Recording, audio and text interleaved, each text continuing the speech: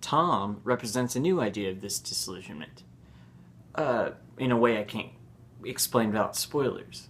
Now, Tom is clouded by wealth, which, in his mind, gives him excuses to be as rude as he wants without any precaution. More specifically, he can judge others socially as much as he wants without getting anything back towards himself.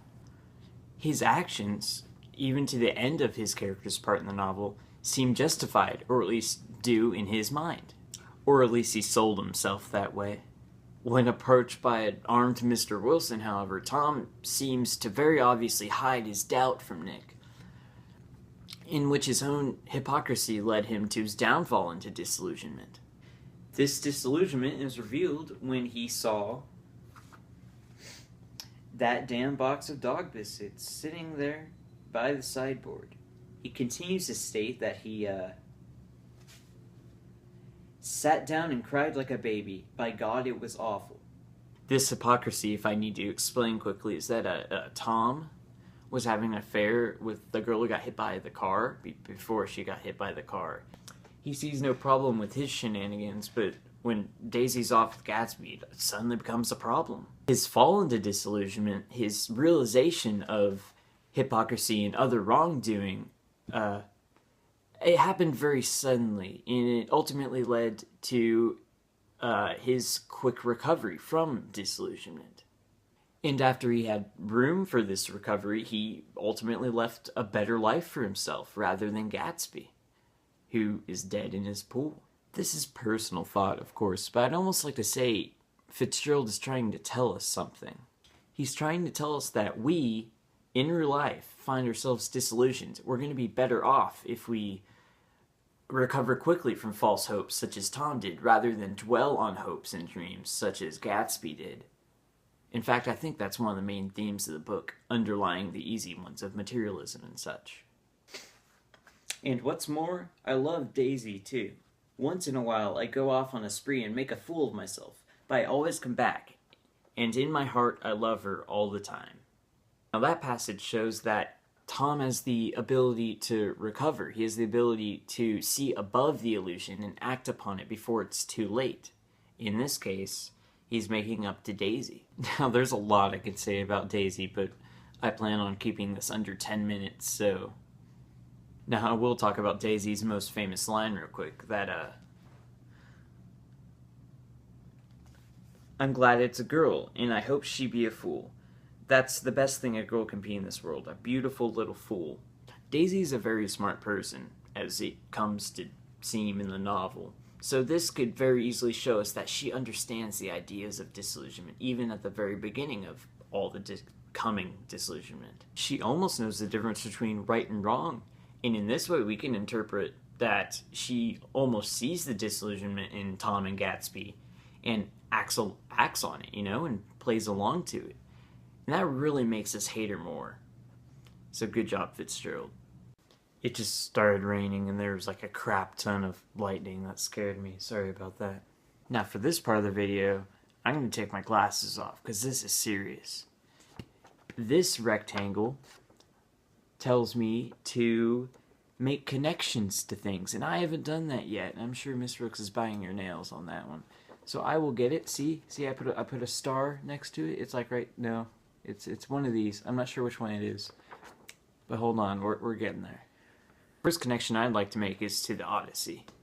There's like the waves, and Odysseus' boat is probably like on the waves somewhere. If I had photo editing skills, I'd put that in there somehow. Video editing, I don't know.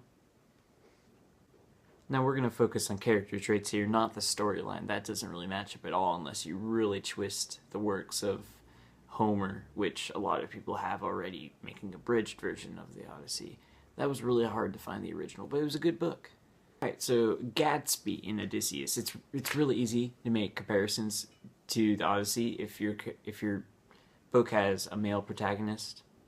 So bear with me here. Now, in the same way that Gatsby fell in love with Daisy before the war, Odysseus was in love with his wife before he went off to war. Now, there's a connection there, because, see, Odysseus, after the war, he went through this whole quest trying to trying to get back to his wife at home. Eventually, and when he gets there, he disguises himself as like an old man. Now, this is similar to Gatsby, if I need to explain it. Mr. Gats, which is Gatsby before he changed his name, changed his identity. Old man, Odysseus. Gatsby. That's one small connection. I doubt Fitzgerald actually meant to do that.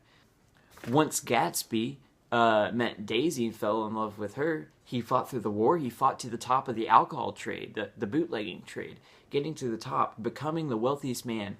All this whole quest that Gatsby went through was all for the one he loved, Daisy. In the same way, again, that Odysseus went through all that for the one he loved. And I think he had a dog and a family. That is a little bit more. Since that was an easy connection, I'm just going to go ahead and pat myself on the back, but not too much, just 2 fingers, okay? Another connection would be, this was a crafty one, to, I'm going to say To Kill a Mockingbird. Okay, first of all, I got to put my glasses back on because I can't see anything, I swear to God. I normally wear contacts, that's why I don't normally wear glasses. I just thought I'd look smarter with the glasses on today, I don't know why.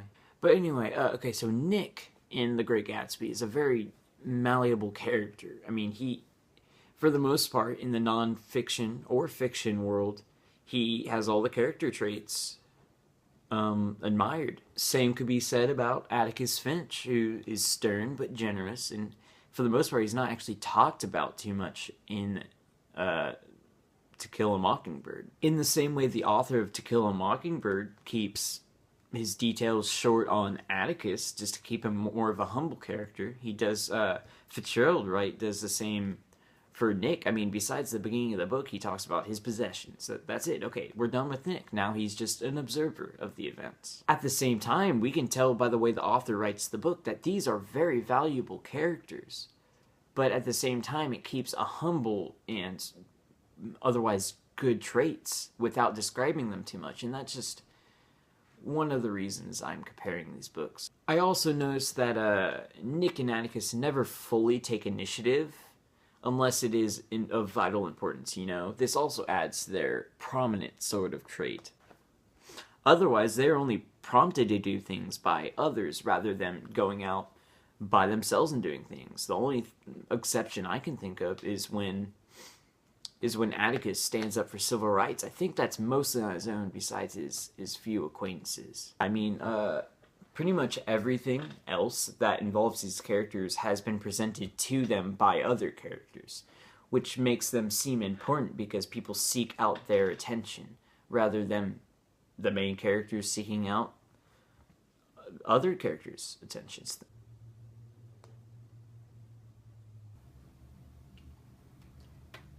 And I think that's it. I've checked everything off the rubric as far as I can tell. Miss Brooks, who's either sitting like at her desk over there or straight ahead in the center back, she might be sitting there as well. If there's anything I missed in this presentation, I'd be happy to fill in the blank accordingly if there's anything I missed on the rubric. So yeah, that's it. I hope you enjoyed. You probably didn't, but I hope you enjoyed.